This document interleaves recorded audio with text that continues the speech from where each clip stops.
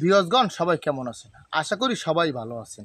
আমাদের অঞ্চলে লবণাক্তের কারণে মালটা হয় না এবং বহু মানুষ আছে এরমের 10-20টা গাছ লাগিয়ে তারা গাছ বাঁচাতে পারে নাই।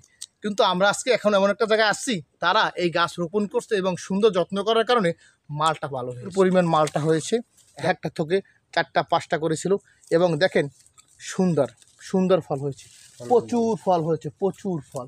দেখুন গাছে ফলন হয়েছে, বাম্পার ফলন। এবং আমি আপনাদের থকে থকে দেখাচ্ছি, 1টা 2টা 3টা 4টা 5টা 6টা 7টা 8টা 8টা 10টা করে ফল হয়েছে একটি থাকে।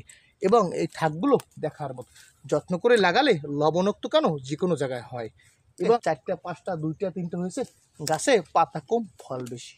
আমি আপনাদের একটি পাকা ফল দেখাবো, খেতে মনে হয় খুব মিষ্টি হবে এবং পরে মিষ্টি আমি আপনাদের খেয়ে দেখাবো। আপনাদের একটি পাকা ফল ছিঁড়ে দেখাচ্ছি, ফলটি আমি আপনাদের এখনই দেখাচ্ছি। দেখুন ফলটি 2টো ফল পেয়েছি, একটি রং ধরেছে, একটি পাকা। একটি ফল আমি খেয়ে দেখাবো আপনাদের। ফলটি একটু টাইট, ফলটি ছিঁড়ে দেখাবো ভিতরে কেমন হয়, কী রঙের হয়। আমি সিলিয়ে আপনাদের দেখাচ্ছি। এই ফলটি মনে হয় খুব মিষ্টি হবে। পাকা ফলটি আপনাদের খেয়ে দেখাচ্ছি। আমি সিলিয়ে নিয়েছি, আপনারা সুন্দর করে সিলিয়ে নেবেন।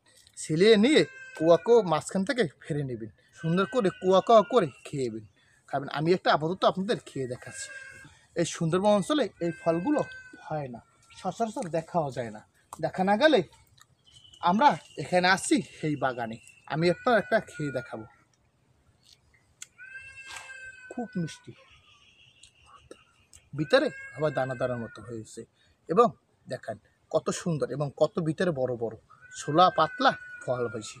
এই চারা সে বাজার থেকে রোপণ করেছে। এই ফলের খুব চাহিদা আমাদের অঞ্চলে। আমি আপনাদের ফলটু আটু খেয়ে দেখাচ্ছি, খুব একটু টকও, খুব মিষ্টি এবং এর রস খেতে হয়। আপনি আপনাদের এই রসও খেয়ে দেখাবো। দেখো চাপ দিলে মুখ ভরে যাচ্ছে, মানে প্রচুর রস হয়েছে।